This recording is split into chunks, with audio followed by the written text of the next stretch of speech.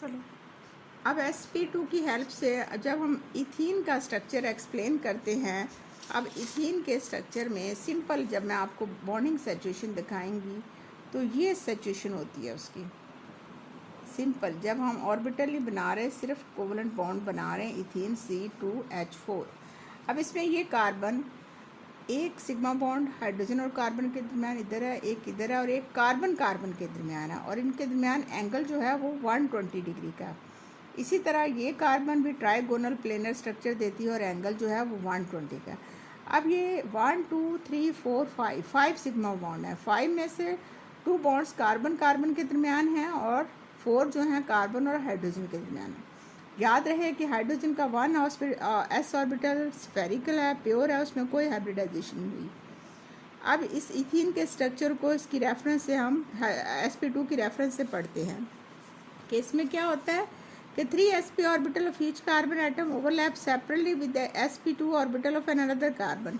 यानी इस कार्बन के और इस कार्बन के, एक sp2 इसका और एक sp2 इसका आपस में ओवरलैप होते हैं और बाकी 1s हाइड्रोजन के साथ ओवरलैप होते हैं, और ये पूरा सिग्मा फ्रेमवर्क देते हैं।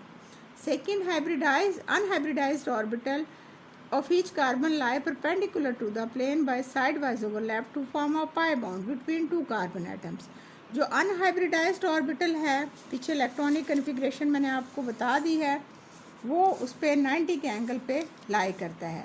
कि जब हम इथीन का स्ट्रक्चर ड्रॉ करते हैं, ये देखें आपने ऐसे ड्रॉ करना है, बिल्कुल आपको मैंने बुक में बना के दिया, हर एक के अंदर एक इलेक्ट्रॉन है, ये 120 के एंगल पे। अब दूसरे कार्बन का एक ऑर्बिटल उसके साथ जो अलॉन्ग दी एक्स एक्सिस है, sp2 ओवरलैप हो रही है। अब दूसरे दो इस तरफ हैं जिसमें ये एक एक इलेक्ट्रॉन है, ये हाइड्रोजन के 1s ऑर्बिटल के साथ ओवरलैप कर रहे हैं, सारे के सारे हाइड्रोजन के 1s orbital.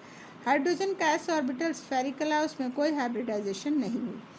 p orbital that is lie at the angle of the 90 on the plane. अगर हम इस प्लेन को देखें तो उसके ऊपर ये 90 के एंगल पे होते हैं। They will form a pi bond by sidewise overlap। तो इस तरह pi bond that is why weaker as compared to sigma bond because electron density lie above and below the plane। और इस स्ट्रक्चर में 33.3% s character है और 66.6% इसमें p character है। 4 सिग्मा बॉन्ड्स हैं s और sp2 ओवरलैप से, 1 सिग्मा बॉन्ड sp2 ओवरलैप से, और 1 sigma bond is formed by the pp overlap of both unhybridized orbitals carbon atom of ethane। तो ये था इथेन का स्ट्रक्चर। इलेक्ट्रॉनिक कन्फिग्रेशन भी दिखानी है, एक्सप्लेनेशन भी है और स्ट्रक्चर भी है। नेक्स्ट है आपके पास sp2 hybridisation. sp2 hybridization when 1 2s and 1 2p orbital of the carbon atom mix together to give rise to degenerate orbitals sp hybrid। These orbitals have a linear structure।